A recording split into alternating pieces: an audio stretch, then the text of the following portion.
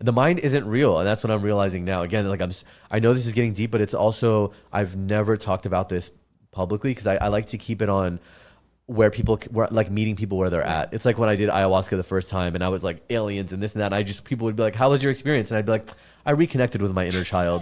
Like Yeah, because you meet them can't where they're at. You know? explain Yeah. the things you Exactly. experience and go through. 'Cause How they can I might tell not be people listening that receptive. there's no mind when they're listening to this and they're like, "But I'm analyzing it with my mind." Yes, but that's not real. Yeah, it's the illusion that we create, right? It's how you project because you have to feel like that's how we created our sense of safety, So, yeah, survival. Exactly. right? We're surviving essentially. But the problem is it also created a separation from God. Yeah.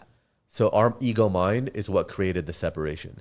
And we're like longing for, like I'm actually at a point now, which is it's like training the mind so much to use the mind to dissolve the mind. Mm-hmm. It's almost like in the ancient days, the washers, they would use soil to wash the soil out of clothes. Right. They'd actually use like dirt to get the dirt out. And it's the same, like use the mind to dissolve the mind. So that's why meditation is useful, the mantras, the this and that. Even all that is completely unnecessary, but it's helpful because it gives the mind, it gets it trained. And once it becomes trained, it becomes easier to dissolve.